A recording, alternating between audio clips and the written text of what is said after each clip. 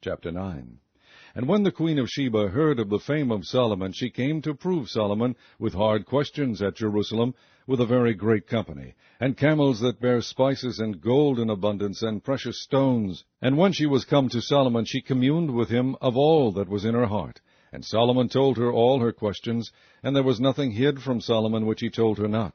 And when the queen of Sheba had seen the wisdom of Solomon, and the house that he had built, and the meat of his table, and the sitting of his servants, and the attendance of his ministers, and their apparel, his cupbearers also, and their apparel, and his ascent, by which he went up into the house of the Lord, there was no more spirit in her.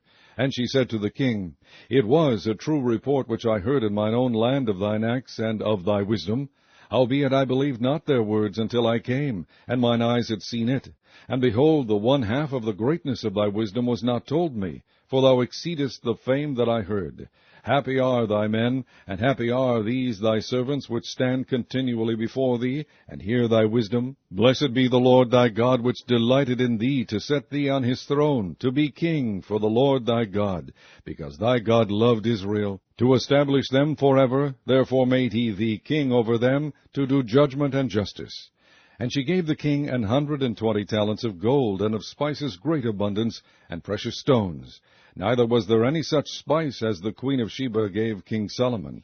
And the servants also of Huram, and the servants of Solomon, which brought gold from Ophir, brought algum trees and precious stones.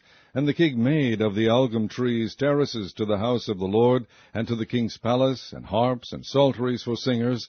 And there were none such seen before in the land of Judah.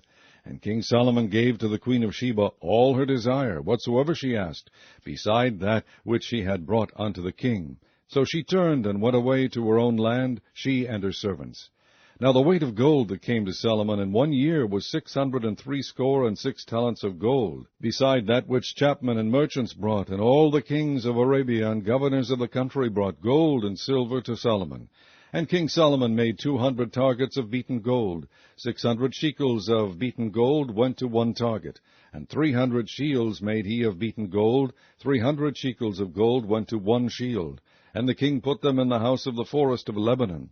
Moreover, the king made a great throne of ivory, and overlaid it with pure gold. And there were 6 steps to the throne, with a footstool of gold, which were fastened to the throne, and stays on each side of the sitting place, and 2 lions standing by the stays. And 12 lions stood there on the one side, and on the other upon the 6 steps. There was not the like made in any kingdom.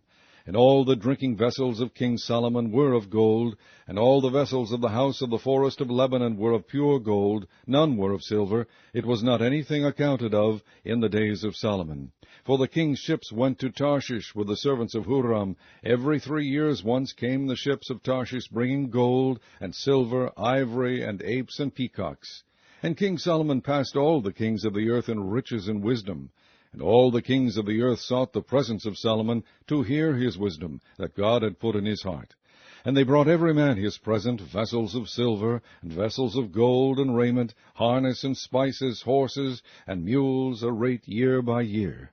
And Solomon had 4,000 stalls for horses and chariots, and 12,000 horsemen, whom he bestowed in the chariot cities, and with the king at Jerusalem. And he reigned over all the kings, from the river even unto the land of the Philistines, and to the border of Egypt.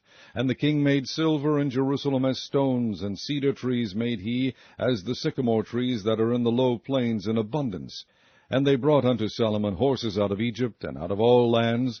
Now the rest of the acts of Solomon, first and last, are they not written in the book of Nathan the prophet, and in the prophecy of Ahijah the Shilonite, and in the visions of Iddo the seer against Jeroboam the son of Nebat? And Solomon reigned in Jerusalem over all Israel 40 years.